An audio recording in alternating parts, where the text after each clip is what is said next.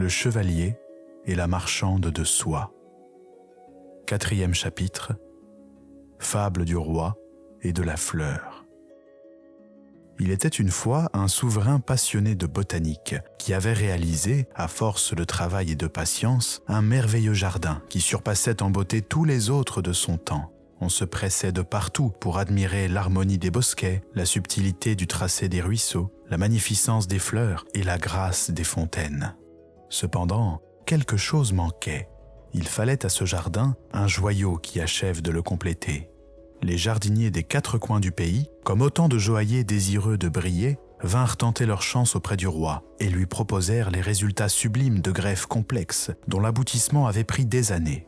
Mais le souverain restait insatisfait, jusqu'au jour où un homme se présenta avec une semence qu'il proposa, en expliquant au monarque que, de cette graine allait naître une plante. De cette plante jailliraient des feuilles qui surpasseraient en délicatesse toutes les autres, des fleurs qui éclipseraient jusqu'aux plus belles des roses, et de cette même plante fantastique sortirait un parfum si exquis que nulle odeur connue ne serait digne d'être utilisée pour le décrire. Mais pas seulement. Cette plante offrirait aussi un fruit merveilleux, exceptionnel, que, de mémoire d'homme, on n'avait jamais vu. Un seul et unique fruit cependant. L'homme n'en dit pas plus là-dessus. Il précisa tout de même que pour obtenir pareil miracle, il y avait une condition. Il expliqua que la plante ne devait point être arrosée par de l'eau, mais par du sang, et que lorsque le fruit serait mûr, il viendrait lui-même le cueillir et l'emporterait. Le souverain, de prime abord peu convaincu, accepta après que la reine, la seule qui pouvait avoir une influence sur son tempérament et ses décisions, eut achevé de le convaincre. L'homme étrange lui remit donc la graine et s'en fut. Au début, le roi ordonna à ses bouchers de préserver le sang des porcs, à ses tonneliers de le stocker et à ses jardiniers d'en user avec parcimonie. La plante commença à pousser et le roi la trouva magnifique. Il la jugea cependant trop belle, trop raffinée pour être arrosée du sang de vulgaires cochons. Il ordonna donc à chaque maquignon du royaume de saigner le bœuf le plus fort de son troupeau, à ses tonneliers de conserver leur sang et à ses jardiniers d'en user généreusement. La plante sembla s'en ravir et devint encore plus belle. Mais aussi soudainement qu'une plante puisse le faire, elle s'arrêta de pousser. D'abord, le roi ne comprit pas. Puis il supposa que le sang des bœufs impétueux était, peut-être, trop indélicat pour que sa fabuleuse plante puisse être satisfaite. Il ordonna donc qu'on utilise dorénavant et principalement celui des veaux, bêtes dont l'innocence et la fragilité lui rappelaient celle de sa plante. Outre ce nouveau régime, il chargea ses plus brillants alchimistes d'élaborer des mixtures mêlant les sangs de divers animaux, auxquels sont attachées certaines vertus. Chats, chiens, oiseaux, agneaux, poulains, même le fluide de certains poissons mystérieux pêchés au fond des mers vint alimenter les racines de la plante qui s'était remise à grandir, à s'embellir. On avait même remarqué qu'un étrange fruit avait commencé à s'ébaucher sur la toute première branche. Mais une fois de plus, les feuilles se figèrent et tout cessa de croître. À présent, c'est à peine si on parvenait à maintenir la plante en l'état, tant elle était grosse et tant elle exigeait de sang. La reine parvint à freiner les insanités de son mari, lui faisant comprendre que c'était folie de vouloir continuer à faire pousser davantage cette merveille, qu'elle était très bien et très belle ainsi. Le roi l'écouta. À défaut de voir croître naturellement la beauté de sa plante, il se mit à l'orner de parures, de joyaux magnifiques, de chefs-d'œuvre accomplis spécialement par ses meilleurs orfèvres, mais il les fit vite enlever, jugeant tous ces bijoux trop laids en comparaison des fleurs qu'ils avaient à leur côté. Le souverain finit par se raviser et ordonna que l'arrosage reprenne. Ainsi, même la tendresse de la reine et ses sages paroles ne purent empêcher le roi de se remettre en quête de nouvelles sources pour satisfaire sa plante. Il fit venir de lointaines contrées des hordes d'animaux exotiques que personne dans le pays n'avait jamais vus. On les exposa un temps dans le jardin, de sorte que tout le peuple puisse venir les admirer.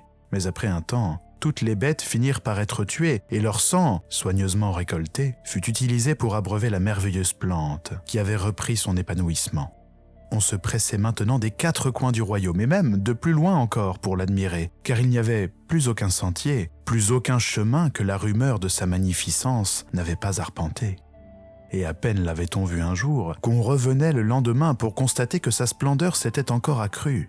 Outre les tiges, les pétales et les feuilles, le fruit, lui aussi, grossissait et une curiosité étonnante avait d'ailleurs commencé à apparaître. Certains, et le souverain était de ceux-là, voyait les traits d'un visage à la perfection irréelle s'y dessiner. Mais une fois de plus, tout sembla s'arrêter. Le roi fit revenir de nouvelles bêtes, de contrées plus lointaines encore, mais la plante refusait maintenant de grandir. C'est alors qu'un fou, que les gardes du jardin connaissaient et avaient déjà, et à plusieurs reprises dû écarter, puisqu'il s'était approché trop près de la plante, vint une nuit pour l'admirer secrètement, convaincu que la lumière de la lune la sublimait encore plus que celle du soleil. Cet homme à l'esprit égaré fut surpris par les soldats, qui n'eurent d'autre choix que de le tuer, au pied même de la plante, en le perçant de part en part du bout de leur lance, car l'homme semblait totalement dépourvu de raison et menaçait de tout brûler si on ne le laissait pas en paix seul avec elle. Ce drame attrista tout le monde, mais on fut horrifié en remarquant que la plante avait repris son exceptionnelle croissance, engorgeant ses racines du sang du malheureux qui était mort à ses pieds. Même son fruit avait grossi significativement, mais personne n'osait plus le regarder, à part le roi. Le visage qu'il pensait avoir aperçu dedans s'était fait plus net. Il pouvait maintenant y voir clairement les traits d'une femme qui semblait dormir paisiblement. Enfin, c'est ce qu'il croyait, car elle était si belle que le monarque doutait qu'un tel être puisse appartenir à l'humanité. Il ordonna alors, pour protéger sa merveille, de construire un vaste rempart autour de son jardin et y interdit l'accès à quiconque, même à sa propre famille et ses plus proches compagnons. Il promulgua aussi une terrible loi qui ordonna à tous les bourreaux de récolter le sang des condamnés à mort, à ses tonneliers de le conserver et à ses jardiniers d'irriguer sans cesse. On obéit. Et la plante en fut ravie. Bien que nul ne puisse plus la voir désormais, le bruit courait qu'elle était devenue étourdissante de beauté. Et si les hauts murs de pierre la dérobaient à la vue, il ne pouvait empêcher son parfum suave de se répandre alentour et de charmer les nez à des dizaines de lieues à la ronde. Mais vint un moment où le sang des criminels manqua et où la plante s'arrêta une nouvelle fois de pousser. Le roi décida de durcir la loi. Plus de condamnés signifiait plus de sang pour nourrir sa plante, mais rien n'y faisait, elle ne croissait plus. Le souverain fit donc sortir les oriflammes de bataille de leurs coffres et déclara des guerres injustes qu'il remporta. À chaque bataille succédait une moisson rouge qui remplissait les fûts à destination du jardin.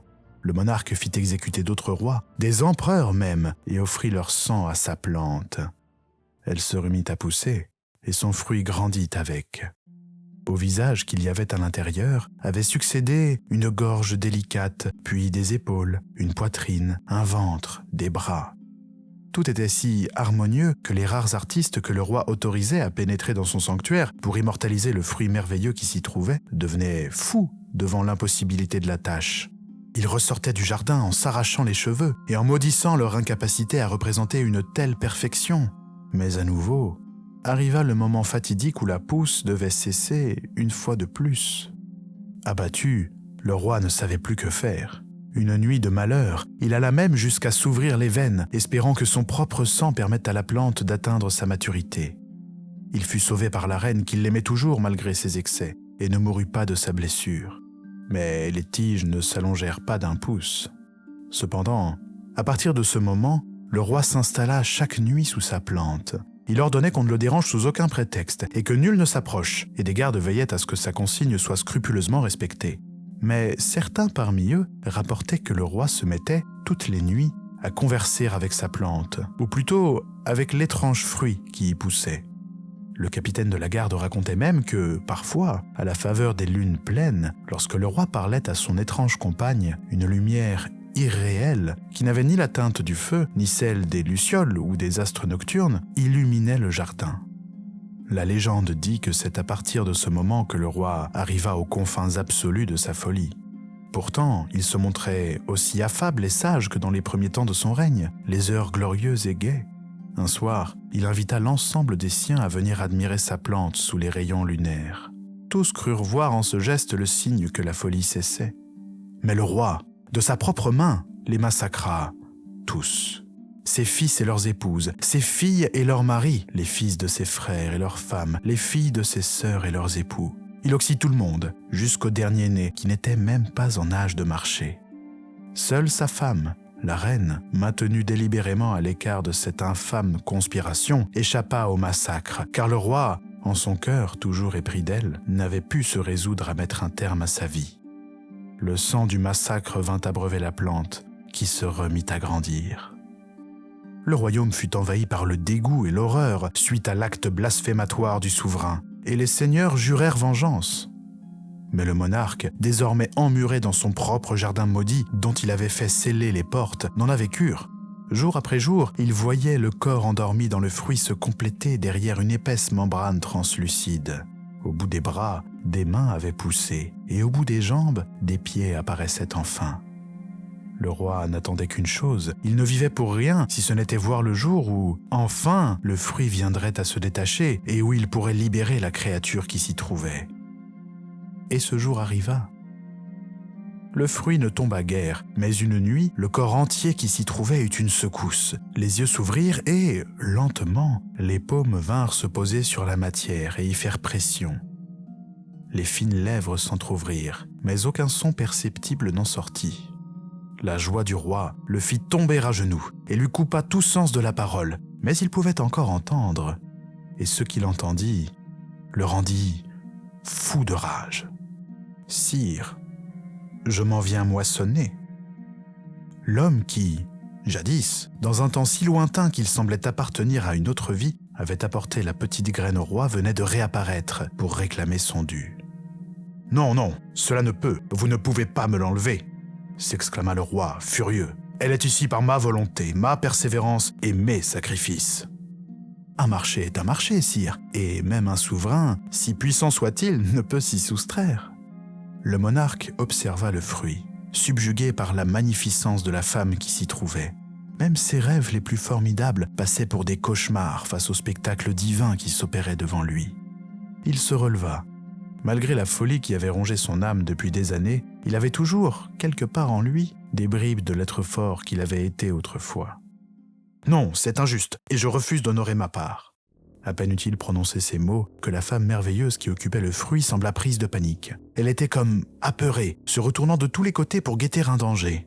Ses mains ne se posaient plus délicatement contre la paroi, mais semblaient la frapper, et ses fins doigts tentaient vainement de la griffer. Les traits de son visage si beau se mirent à dessiner l'expression d'une peur infâme. « Qu'est-ce que cela ? Que fais-tu, sorcier ? Cesse, je te l'ordonne !» Les deux parties d'un accord sont égales, sire. Qu'un roi fasse affaire avec un autre roi ou un manant, peu importe. « Je refuse d'honorer ma part, je te l'ai dit !» La femme semblait de plus en plus effrayée. Son corps parfait se tordait et se recroquevillait sous des coups qui ne semblaient visibles et perceptibles que par elle. « Assez, assez, je ne puis assister à pareil spectacle. » Le roi s'effondra en pleurs. La vue de cette femme si fragile malmenée, cet être merveilleux qu'il avait vu grandir jour après jour et pour qui il avait tout sacrifié, voir cet inconnu qu'il aimait sans retenue, bien avant le jour même de sa naissance, souffrir de la sorte, était pour lui un insupportable supplice. « Je t'en prie, arrête, mets un terme à cette torture, dis-moi ton prix. » Tout se stoppa. Recroquevillée sur elle-même, la femme sembla se calmer.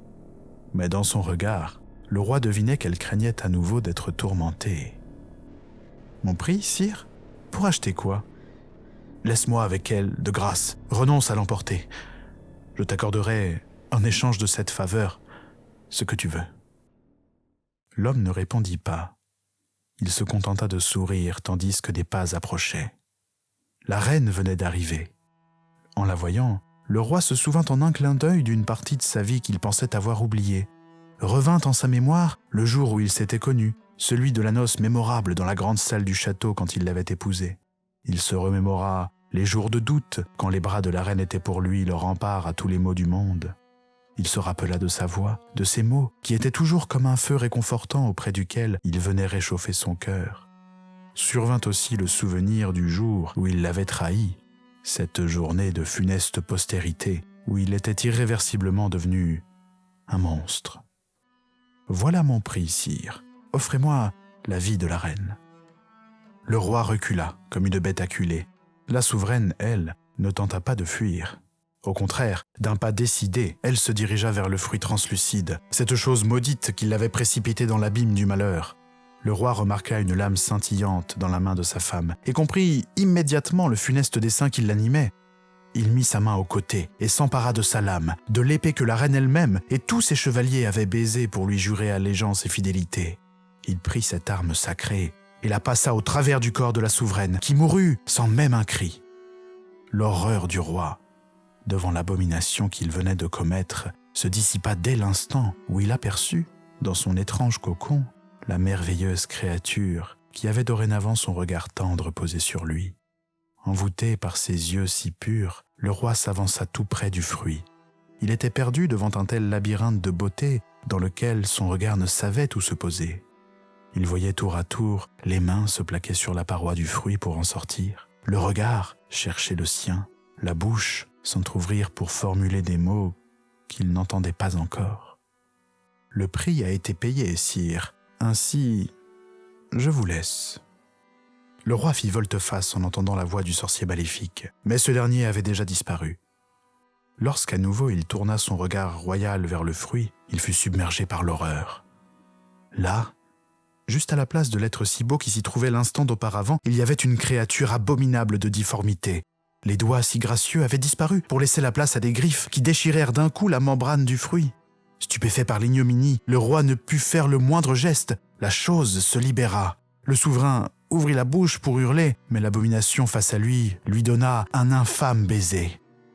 Par les lèvres entr'ouvertes, le monstre se faufila dans son corps, le corrompit, puis le tua. Lorsque les seigneurs, qui attendaient aux portes du jardin le retour de la reine, qu'on avait envoyé en dernier recours pour raisonner le roi, se résolurent à pénétrer dans le sanctuaire du monarque pour mettre un terme à ses folies, ils furent épouvantés. Il n'y avait là rien qu'un jardin gouverné par des ronces noires et tranchantes, des champignons vénéneux difformes, des fleurs pestilentielles.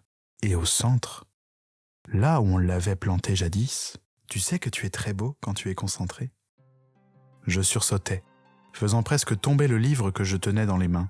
Ophélie était devant moi, et je n'avais aucune idée du temps qu'elle avait passé à m'observer. J'étais en train de lire « Bon sang, je ne t'ai même pas entendu rentrer. »